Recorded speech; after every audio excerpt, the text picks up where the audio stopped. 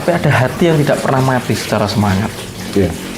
Ketika semangat tidak pernah mati, maka dia akan menarik sesuatu yang selaras, pintu yang selaras untuk mengantarkan kita kepada perubahan. Tapi kita itu ketika senang keroyokan, senang gerudukan itu bukan berarti kita itu pengecut atau munafik ya. Tapi berarti itu tanda kebersamaan kalau kita bisa melihat. Tanda masih adanya sisa-sisa rasa bersatu. Cuma implementasinya sekarang yang sudah terdistorsi. Karena yang saya tahu olahraga itu membawa kegembiraan. Yeah. Ada satu wahana tujuan untuk memfasilitasi kita untuk menjadi gembira. Yeah. Artinya kalau di dalam satu wadah kegembiraan, pasti kita itu akan selalu bersifat inklusif. Orang yang hanya butuh motivasi ini melengkap. Tapi orang yang selalu lahir menjadi bahagia, motivasi tidak ada. Karena Mas Roy mengerti sistem di dalam tubuh Mas Roy. Bagaimana cara membuat tubuh selalu segar, selalu ananda atau bahagia. Akhirnya orang yang selalu segar dan selalu bahagia atau selalu baru, tindakannya pasti inklusif, tindakannya pasti dewasa, tindakannya pasti bijak.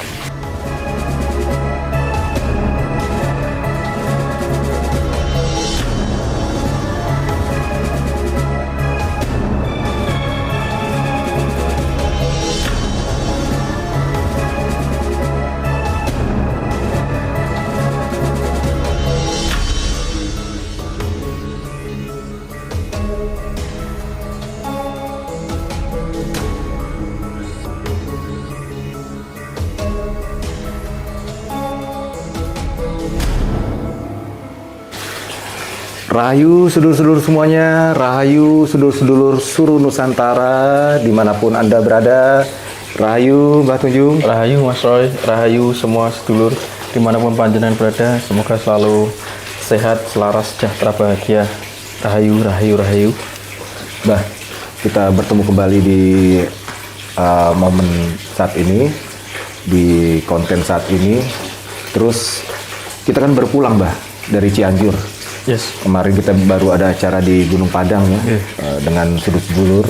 Di sana kita healing ya, kita mencercati alam dan energi yang ada di Jawa Barat ya, Cianjur khususnya Gunung Padang.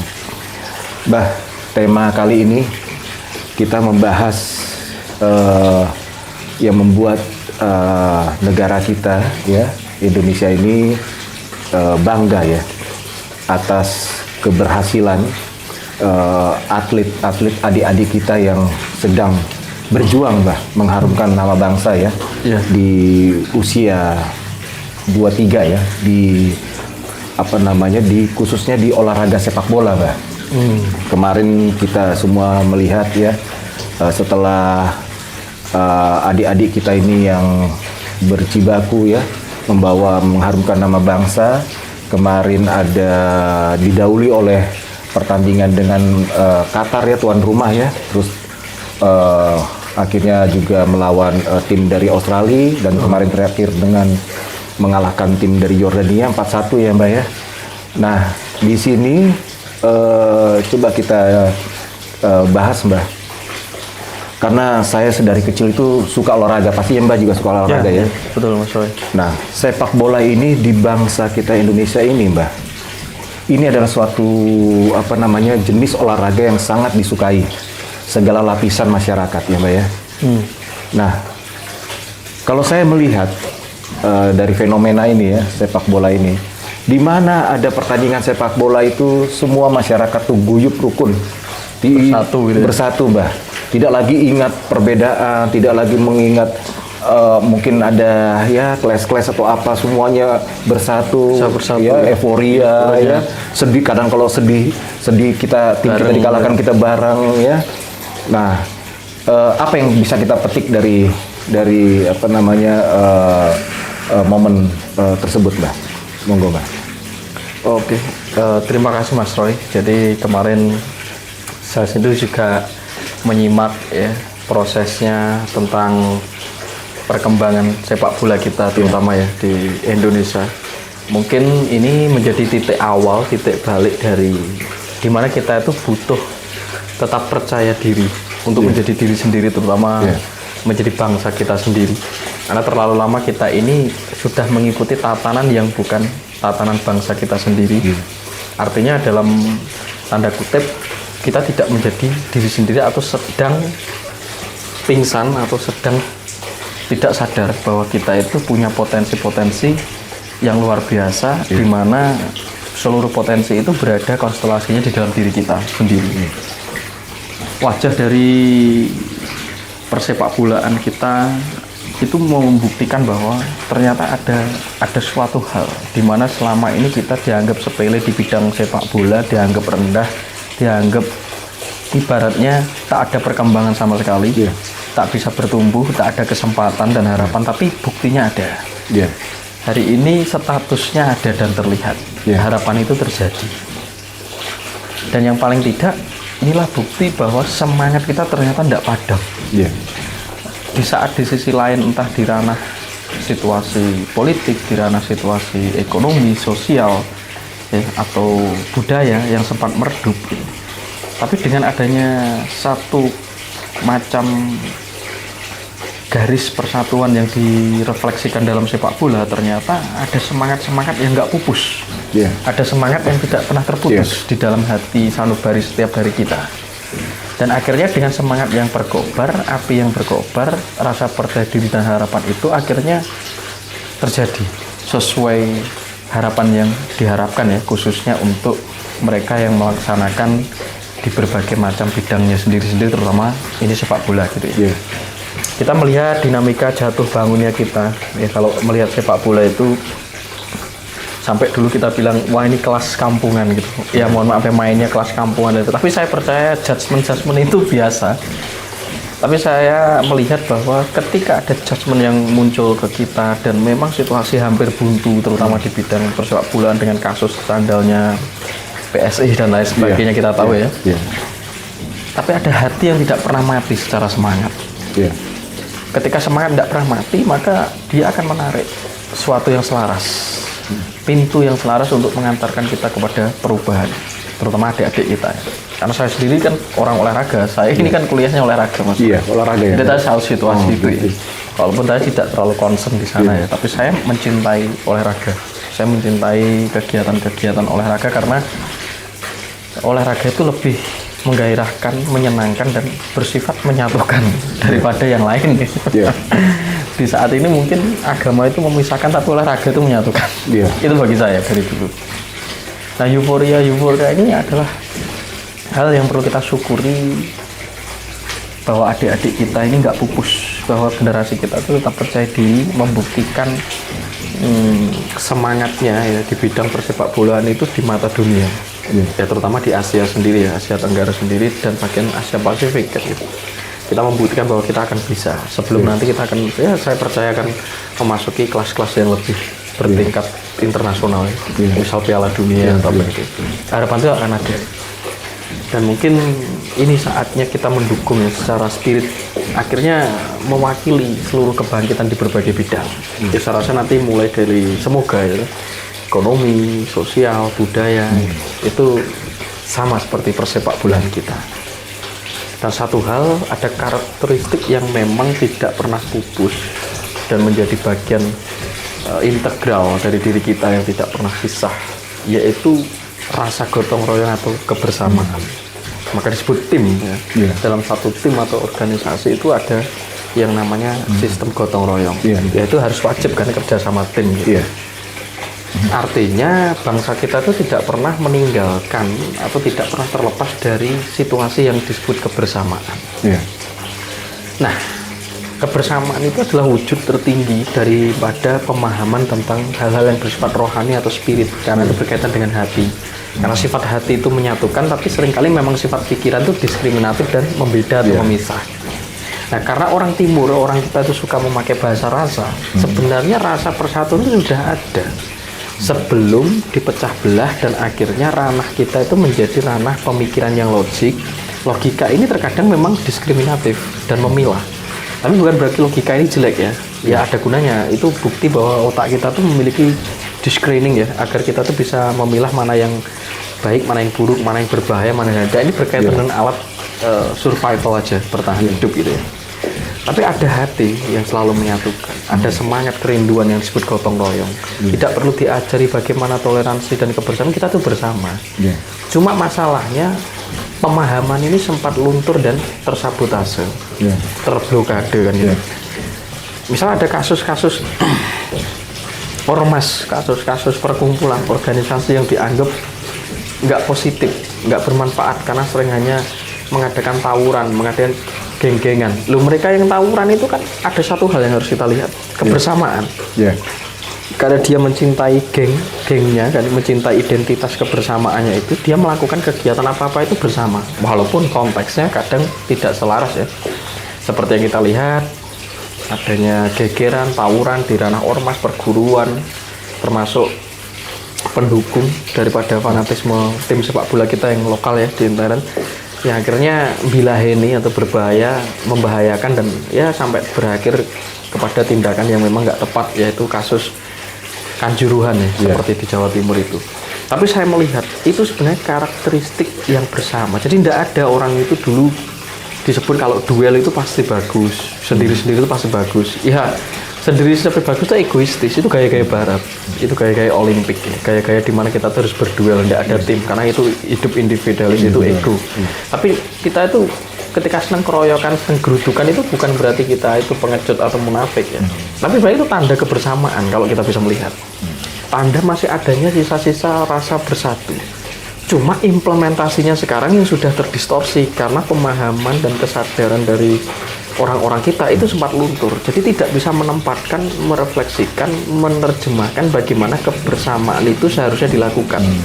Kalau bisa ditempatkan dalam ranah yang tepat, ya jadinya bagus kan, kerjasama tim dalam sepak bola dan seluruh perwakilan kru, tim, sama tim pelatih dan lain sebagainya.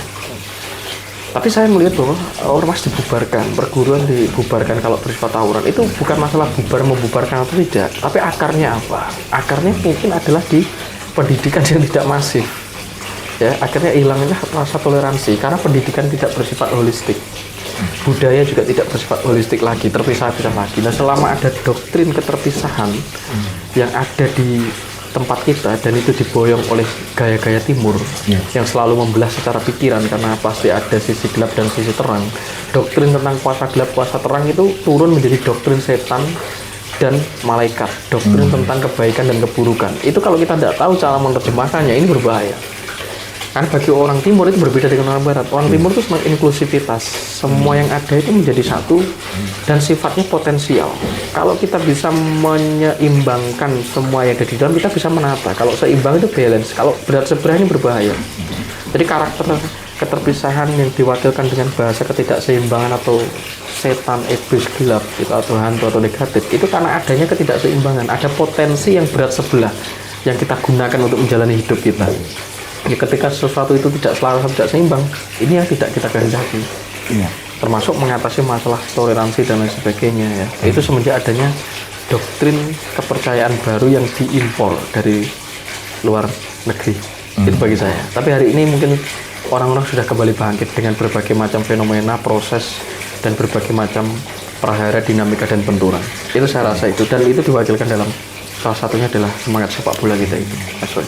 Iya. Iya, Mbak. Terima kasih, Mbak. Tadi saya mendengar bahwa memang Mbak juga sampaikan bahwa olahraga yang olahraga seperti sepak bola, di mana ini adalah olahraga tim ya. Tim itu butuh kerjasama ya, butuh gotong royong. Nah, saya jadi ingat, Mbak, bahwa sistem kerja tubuh kita itu juga sistem kerja gotong royong. Tapi kita kadang-kadang nggak ngeh ya.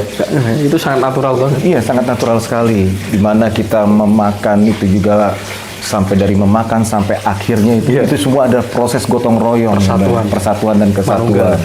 Benar. Mbah,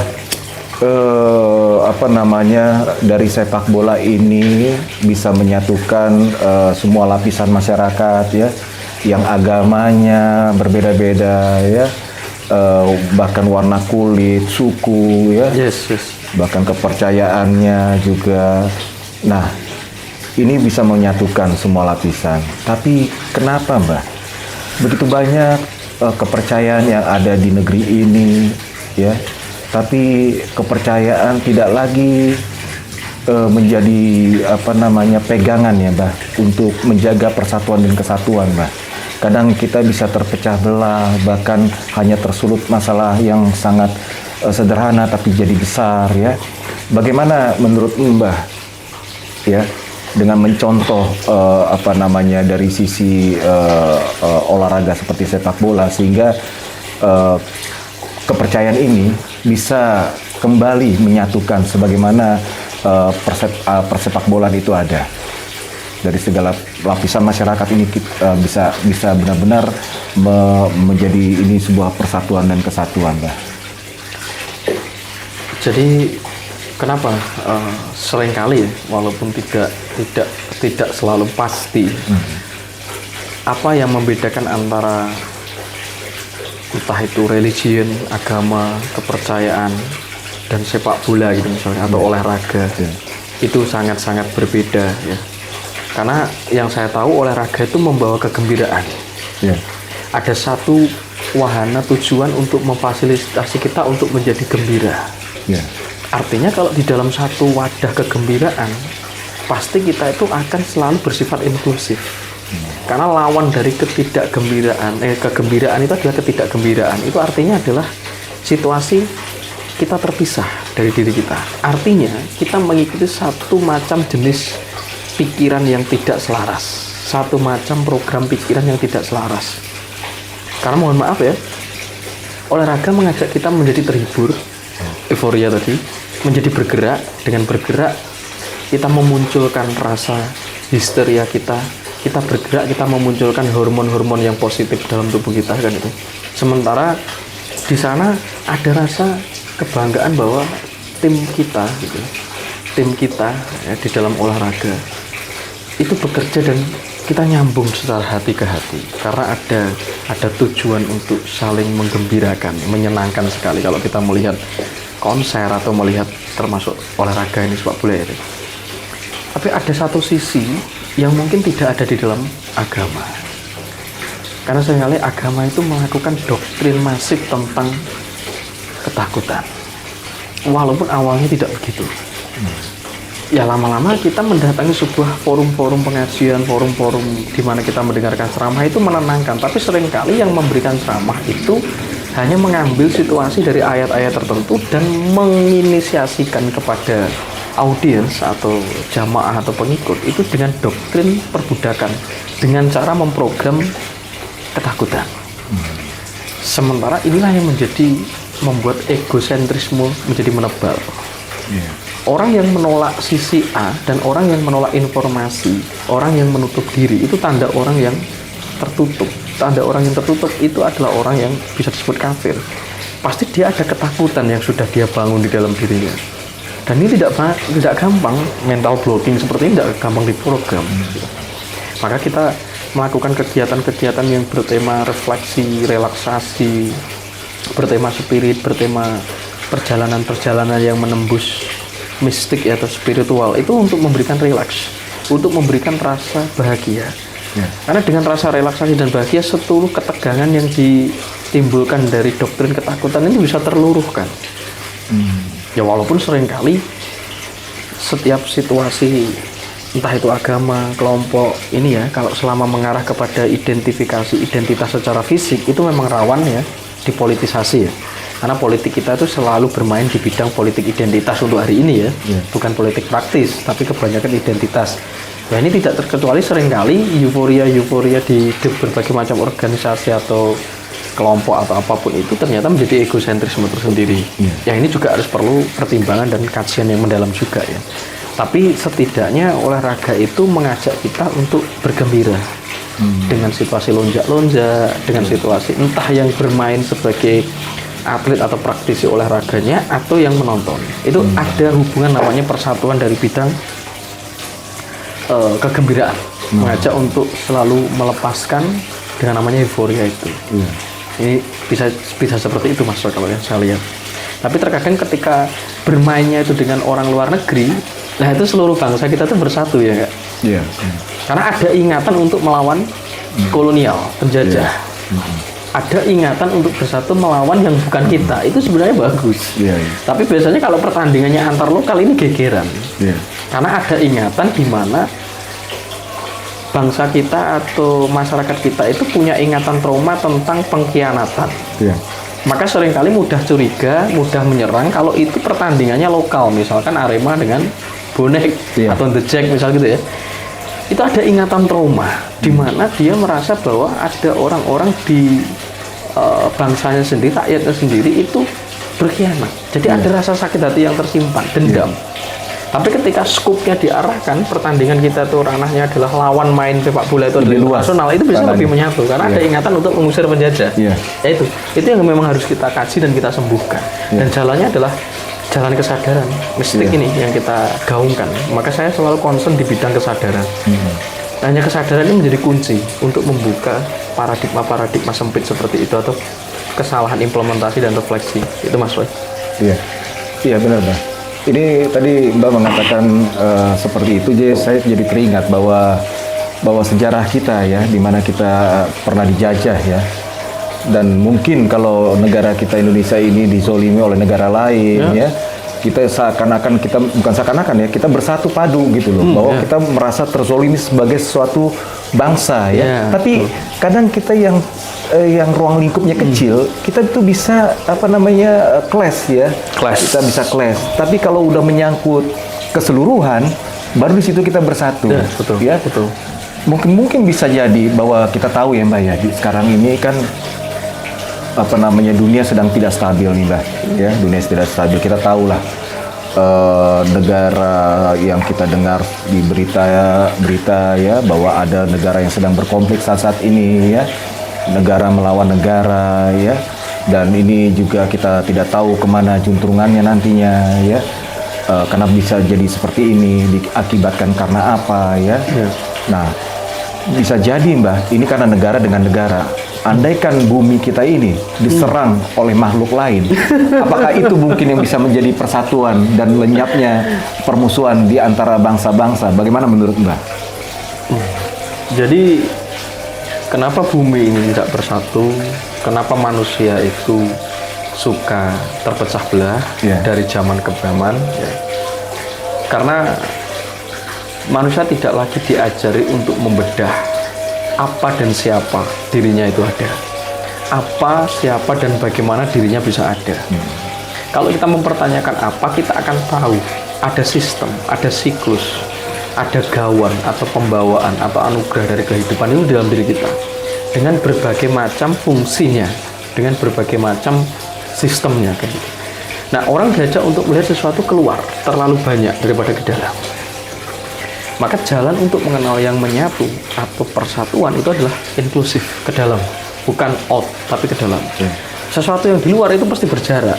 Tahu ya bahwa ketika Mas Roy berjalan ke suatu tempat itu harus ada jarak, artinya harus terpisah. Dan saya tidak lagi ngomong soal ini perjalanan ke dalam diri. Kalau berjalan harus ada jarak, saya tidak ngomong. Tapi diam, saat kamu menghayati, kamu tidak perlu berjalan.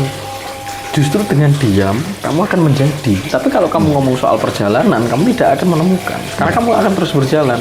Maka ada kata, kalau urusan dengan yang di luar dan dinamika, urip itu sak dermo nglakoni atau hanya berjalan. Tapi bagi saya, solusinya di dalam. Jadi kita itu diberi anugerah namanya otak. Otak ini memiliki sifat yang beragam, dan otak ini selalu memiliki sifat yang paling khas adalah diskriminatif, membeda. Untuk apa? Bagus kalau kita punya kesadaran melihat sesuatu itu membeda, kita bisa menggunakan itu untuk berjalan dan hidup secara fisik di alam ruang waktu. Mas Roy punya screening, punya diskriminasi tentang ini sedang terang apa sedang gelap, ini mau hujan apa sedang tidak hujan, ini di dalam ruangan atau di luar ruangan. Itu fungsi otak. Itu kan netral ya, maka disebut dualitas itu. Tapi ketika diskriminatif ini sifat dari otak kita yang tidak kita pahami, otak itu memiliki sifat yang sangat sulit diurai kalau kita tidak mencoba mengamati, namanya ego. Ketika ego itu masuk, ya, ranah diskriminatif itu disabotase oleh ego, apalagi orang yang menjalani kehidupan seperti itu tidak punya kawruh atau pemahaman, ini menjadi masalah. Masalahnya namanya fanatisme. Artinya dia hanya mengikuti suatu informasi tertentu atau jenis karakter program pikiran tertentu atau pendidikan tertentu atau belief system tertentu, ini menjadi masalah. Inilah yang menimbulkan perpecahan, karena pasti akan merasa paling benar. Paling benar ini berbahaya. Apapun yang paling ini berbahaya. Nah, tapi kalau kita semakin ke dalam, kita mengamati fungsi otak, hanya kita mengamati, kita akan tahu cara memanage otak. Bagaimana intensitasnya disusutkan, bagaimana intensitasnya itu dilepaskan atau disalurkan atau dibiarkan. Tapi sesekali kita harus mengamati agar menyusut. Kalau ini menyusut, meluruh, kita akan mengerti namanya denyut, yang adalah jantung. Nah, jantung kita dari dulu itu fungsinya adalah love, itu inklusif, memeluk, merangkul, melihat semua yang ada itu menjadi pemakluman. Ya, kita hanya perlu mengambil sikap, pandai untuk menyikapi, pandai untuk berlaku, bagaimana mensosisikan diri saja. Tapi seringkali kita menjadi seperti ini karena saya rasa ada doktrin yang tidak tepat. Doktrin melalui suatu keyakinan baru atau penemuan-penemuan beberapa ribu tahun yang lalu, yang konon dibawa oleh utusan atau nabi, itu mewariskan distorsi tentang adanya doktrin keterpisahan. Karena kita melihat sesuatu dengan pembelahan. Nah, peperangan ini pasti terjadi ketika melihat sesuatu dengan pembelahan. Jadi dia melihat bahwa yang terang akan mutlak terang, yang gelap akan mutlak gelap. Padahal semua ini potensial selama berada di dalam diri manusia. Maslow itu punya potensi hantu, demit. Saya juga punya potensi demit yang sama. Nah, bagaimana ketika kita ini bisa memahami potensi itu, berarti kita mengenal fungsi kita secara anugerah kehidupan itu yang sudah utuh dalam diri kita. Jadi kita tidak perlu membuat cerita propetik yang konyol. Kita tidak perlu menunggu sesuatu yang lain datang menghajar kita lalu kita bersatu, tidak perlu. Kita tidak perlu melihat alien yang jauh di atas dan dia lebih besar, dewa itu lebih besar, alien lebih besar, ya, malaikat lebih besar, apapun yang di luar diri kita lebih besar. Itu hanya gara-gara kita percaya tentang propetik. Propetik yang kita percayai karena kita itu butuh harapan. Ketika kita butuh harapan tanpa mencoba untuk tenggelam kepada diri sendiri, mengalami apa yang ada, harapan itu yang ternyata membangun tubuh kita itu menjadi orang-orang yang terlalu mengikuti, melekat terhadap satu macam serangkaian belief system tertentu. Belief system, motivasi, filosofi itu bisa kita gunakan saat kita sedang tidak memiliki pengetahuan atau arah kita sedang gelap. Tapi saat Maslow itu proof, membuktikan, dan Maslow mengetahui apa yang terjadi, apa yang siklusnya terjadi, tidak perlu membawa belief system atau motivasi itu terus-menerus. Orang yang hanya butuh motivasi ini melekat. Tapi orang yang selalu lahir menjadi bahagia, motivasi tidak ada. Karena Maslow mengerti sistem di dalam tubuh Maslow. Bagaimana cara membuat tubuh selalu segar, selalu ananda atau bahagia. Akhirnya orang yang selalu segar dan selalu bahagia atau selalu baru, tindakannya pasti inklusif, tindakannya pasti dewasa, tindakannya pasti bijak. Nah, ini solusi untuk mengurangi intensitas peperangan di jagat raya yang sebenarnya diciptakan oleh manusia itu sendiri. Tidak ada golongan dewa membela manusia, dan itu kan hanya karangan kemampuan manusia. Karena manusia itu memiliki kecerdasan, dia bisa membuat propetik, dia bisa membuat penciptaan, dia bisa membuat naskah sastra. Karena kita memiliki dua anugerah yang besar, namanya imajinasi untuk mengimajinirkan sesuatu, dan ingatan, berarti karma. Kita punya ingatan dalam tubuh kita, tapi kita juga bisa mewujudkan imajinasi untuk membentuk memori baru. Nah, imajinasi dan ingatan ini tanpa didasari kesadaran, ini berbahaya.